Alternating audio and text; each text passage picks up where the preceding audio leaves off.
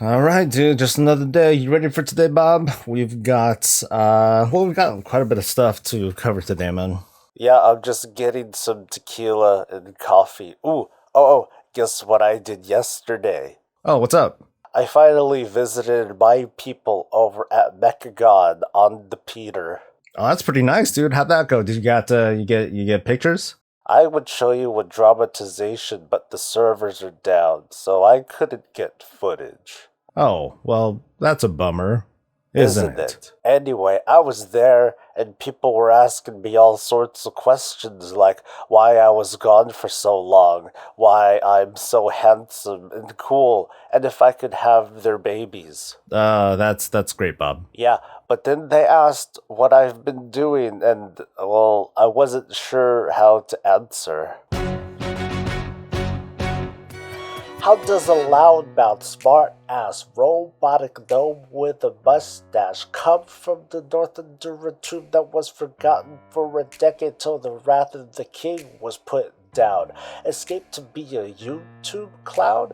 The 10-pounder, clever talker without a father or a cool mother, but he can't be even bothered, could be a little taller or even a bit smarter, but that's work. And why should life ever be that much harder? And every day while shills and souls were marching forward in droves across the coals, he scoffed and kept his chin up. He knew he was trying to illuminate all the issues, complaints, woes, the negative feedback without views. Then the Jeremy came, the Diesel had game, impressed us with an audio and visual train. But the robot wasn't happy, he's hurting from all the pain. So he opened up his mouth and negativity rain. Well, the rain got around, they said this thing is a cringe, man. Drop the voice again and jump, go back to where you came from. How can you expect to earn respect with what you say? How's the world gonna know your name? What's your name, man? Bob. And that's how I got kicked out of Mechagon. you had it like pretty good until Bob. I mean, okay. Seriously, you could have done something like Bobberton, you know. My name is Bobberton. And there's a million things you haven't. Wait, 1 million isn't a realistic number. Dude, this is part of the song. What song? Hey, it's Soul. It's April 26th. Wait, right? Yeah. Sweet. Endgame. Anyway, it's April 26th, 2019. This is Warcraft Weekly, where you get to take a ride on the Blizzard emotional roller coaster with me as we go through some of the important events of the week. And I give you a cold deuce of reality. It's dose, man. Whatever. So let's get right to it. This week marks the opening of the Crucible of Storms raid on both Mythic and Raid Finder difficulty. The raid delivers on giving players some unique pieces of gear to mess with and challenging bosses that drop them. But maybe, just maybe, Blizzard over-delivered on the challenging boss piece, because at least as of right now, only a handful of guilds have been able to down the Restless Cabal, and at the lead is a guild called Pisces. It's pieces.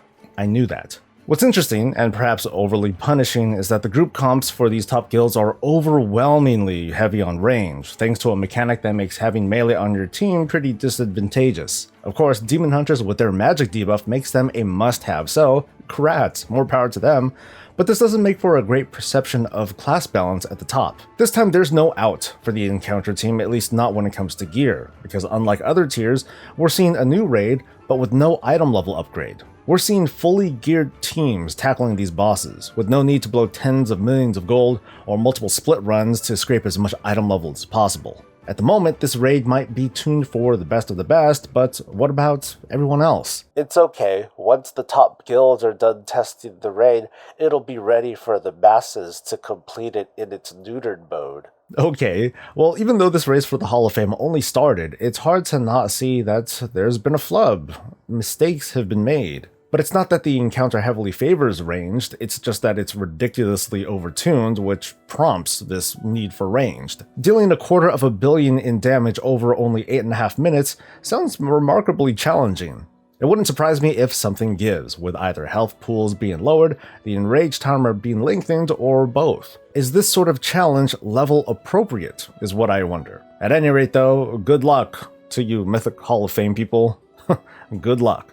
On a related note, with the introduction of Mythic and Raid Finder versions of COS comes a surprising rise in the maximum item level rewards one could earn from world quests and emissaries. The maximum item level that you can obtain from these rewards has gone up by 10, meaning that you can obtain Azeroth gear at an item level of 400, which is pretty amazing for fresh players or for alts. But not for the dedicated players who had to earn their gear rightfully. Yeah, because now those people are just dying to join you on Mythic 12s, right? Ew, no, of course not. They're awful, but their mere existence offends me.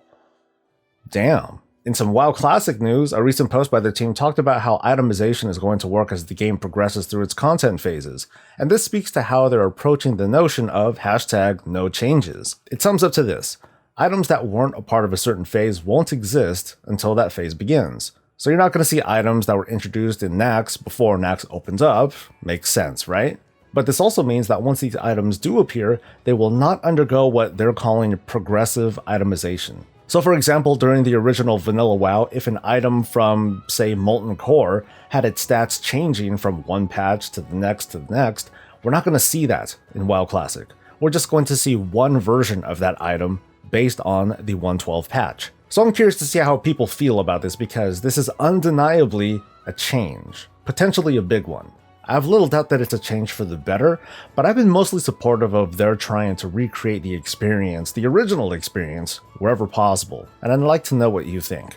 Moving on, I want to remind you all that, hey, it's 2019. The critique of WoW is at a high, at least it seems that way right now, thanks to class imbalance, the lack of class progression, a less than impressive reward structure, retribution aura, it's like still here. The Horde and Alliance are embroiled in its bloodiest war ever, and soon that war will be put on hold because Azshara couldn't wait until one faction destroyed the other, and then she decided that yes, now's my time to reveal myself in my hidden base. But who cares about any of that, because the Dreadwake mount is back. What could have or should have been just another mount on a made-up holiday became the poster child. Mount. Whatever. Of the anti-store movement. Critics came down on this like vultures ready to tear at fresh meat, vilifying not just the initial promotion, which by the way to some people meant approximately $0 were being spent, but the mounts returned to the store along with the incorrect premise that the Dreadwake was...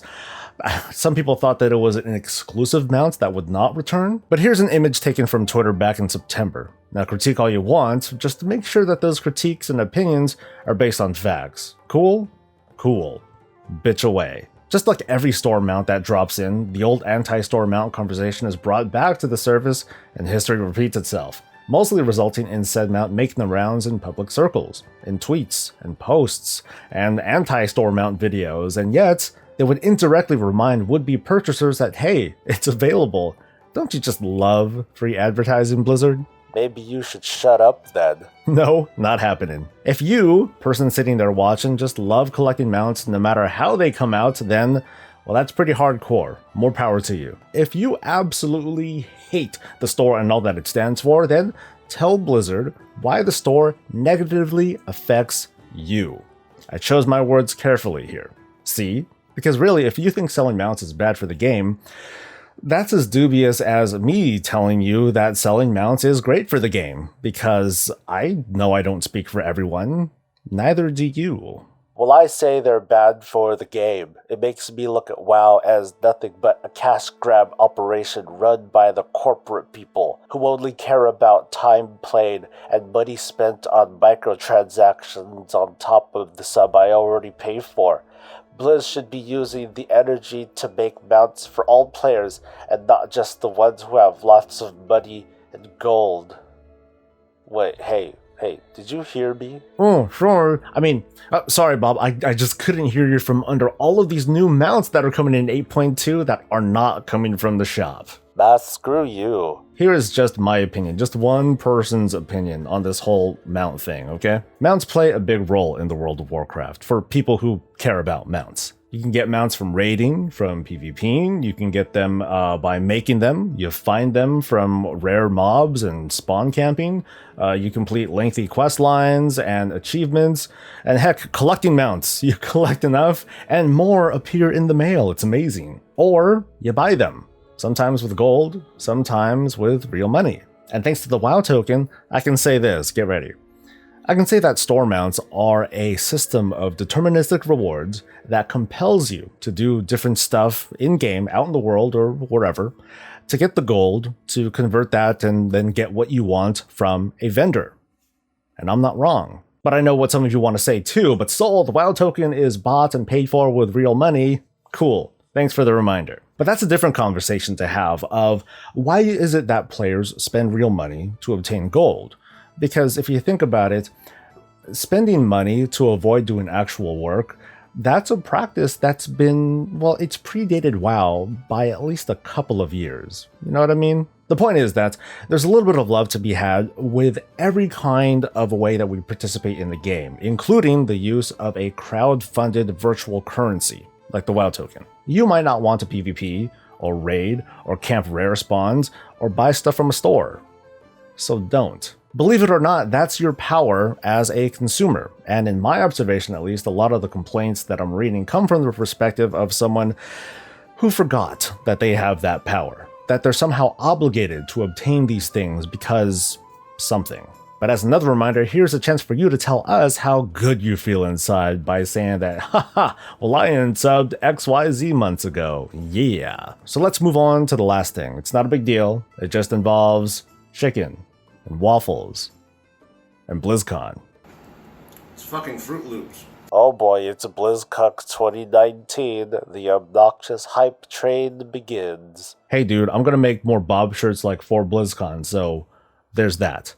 Oh, BlizzCon baby, woo woo. That's more like it. BlizzCon 2019 is happening November 1st and 2nd of this year, and this one should be a doozy. But let me get the bad news out of the way first. Prices have gone up from $199 to $229. Now, keep in mind that over 30,000 people went to last year's BlizzCon, so that's quite a bit of extra moolah going to Blizzard's pockets and not ours. And that's probably the only really bad news that you can't really debate. Price hikes. That's never good, right? Everything else is more like, oh, this kind of sucks, but hey, it might be good because yada yada yada. Well, it's up to you to form your own opinion, obviously. So let's break it down. There's going to be a new additional tier called the Blizzcon Portal Pass, bringing us to 3 tiers: the regular pass, the portal pass, and the benefit dinner pass. What we get from the regular pass hasn't been shoved over to the portal pass, so we're still going to get all the benefits that we're accustomed to. The portal pass goes for 550 bones, and get you some perks that may or may not be awesome, like access to the Dark Moon Fair the night before BlizzCon so you can avoid the long-ass lines to buy plushies. A real quick anecdote, while I was waiting for one of my boys to buy something from this long-ass line, I happened to run into Taliesin and Nevitel. We exchanged some awkward hugs and hellos, and that was it. But yeah, cool. Thanks, long-ass line. Another benefit is the Portal Pass Lounge with food. Maybe free food. Another anecdote, this sounds a lot like the lounge from last year for the media, the press, and the esports people and so on. So if it is, this is a really big benefit because 1, the food's free, and dude, have you seen the lines at the food trucks down at BlizzCon? It's stupid. Now, it might not be, hey, I'm gonna spend $300 so I can avoid these lines, but it's still stupid. You'll also get separate registration, but more importantly, separate security lines and early access inside the convention, ensuring that you have a spot in the main stage for World of Warcraft, Immortal. Did it work? Did I get an emotional response from you? I hate you. Nice. And this is on top of all the usual stuff that you get, like an extra virtual ticket or a goodie bag. Wait, that's right. There is no goodie bag. This year marks the 25th anniversary of the Warcraft franchise and 15 years of the World of Warcraft. I mean, already we have the re-release of Warcraft 1 and 2, we got Warcraft 3 Reforged coming pretty soon too. WoW Classic is more than likely going to be out to buy BlizzCon, and of course, it's fully expected that a WoW expansion is going to be announced.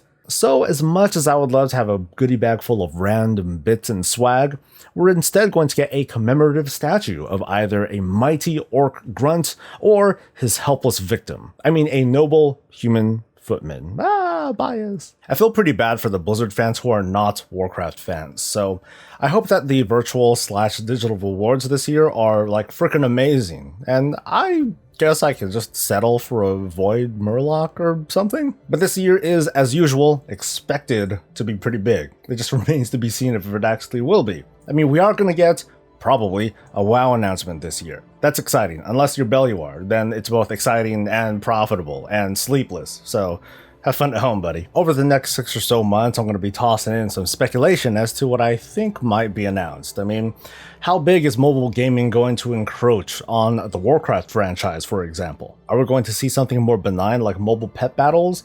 Or am I going to be raiding from my phone in a couple of years? It's anyone's guess.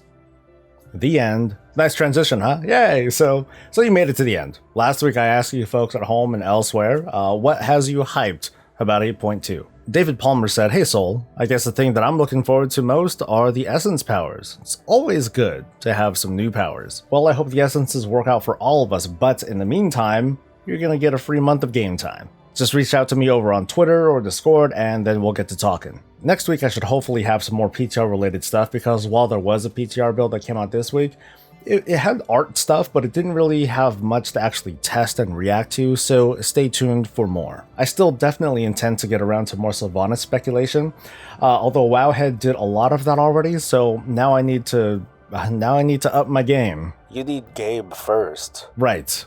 Anyway, thanks to all of you for being awesome, for liking and subscribing and being a part of this channel, and I encourage you to consider at least being a patron, so that way you can be part of the community that helped Soul get a new mic before it fell apart.